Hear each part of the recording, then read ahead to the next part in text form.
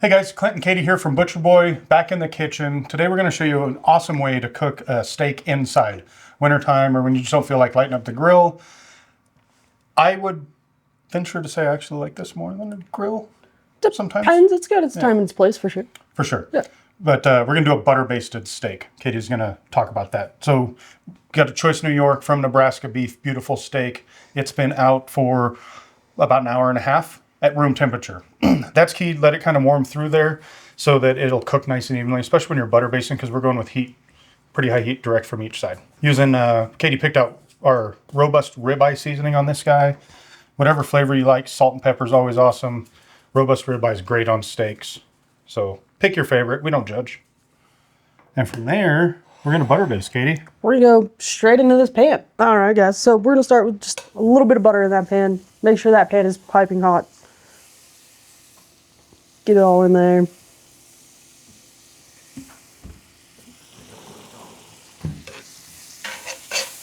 All right, once we've got that going, we're going to go ahead and lay that steak down. And again, the key to this is, again, what Clint said, letting that get to room temperature. That's going to make all the difference. If you put a cold steak in there, it's just going to tighten up those muscles. It's not going to cook as well. It's not going to be as great. So while that's rolling, we're going to go ahead and add in a little bit more butter.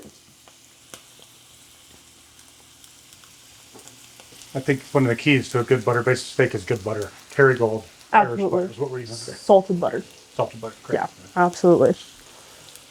All right, so now that's rock and roll. We're gonna go ahead and throw in some garlic and a couple rosemary sprigs in there.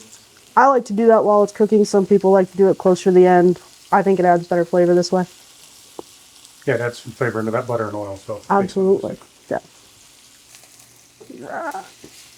As you can see, you got a beautiful crust on that side. How long was it on that side? A couple minutes? Couple minutes, if that, yeah. That's where that high heat comes in. It's going to give you that really nice crust.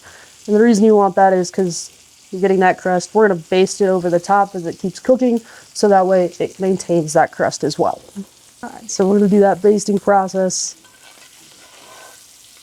And I'm just tilting that pan just to get that butter on top. So what does the basting do in this kind of cooking process? Helps keep it moist for one. For two, it also helps keep that hot oil on top of that steak, helps build that crust a little bit more. I think the benefit to this versus just like a straight pan sear, if you do a pan sear, you're really just cooking high heat on both sides. It's going to push all the juice right to the middle. When you're butter basting as it's cooking, as Katie said, that hot oil or hot butter on top is going to kind of keep that temperature moving evenly through. So it doesn't take too long. Overall, the steak's 8-10 minutes, depending on how you like it done, how thick it is. You come out super. Okay, so we had it in the pan. We did the butter basting. We had the rosemary in there. We had the garlic in there. Now we're just going to go ahead and slice it up. Again, just a few minutes on each side. Let it rest when it comes out of the pan. You know, you want that, I always say at least 5 minutes, but I always go about 7 to 10. So once we've got it sliced up, we're going to do a little roasted garlic steak butter on there because that's beautiful for finishing and just adds some great flavor, really enhances it. And again, Clint's go-to favorite is always a little Maldon sea salt on there as well. Can't go wrong. Perfect steak. Absolutely. Again, I like salt on my steak, so I always finish it with a little of that Maldon salt. It's nice crystals. Professional chef's point of view, season before, during, and after cooking is kind of the rule. So it's going to give you different flavor profiles. If you're sensitive to salt, skip it. It's all about what you want. Good job, Katie. Right on. See you guys down to the butcher shop. Plum in Arlington, 530 West Plum is the address. 825 meat, and website is info@butcher. No. That's the email.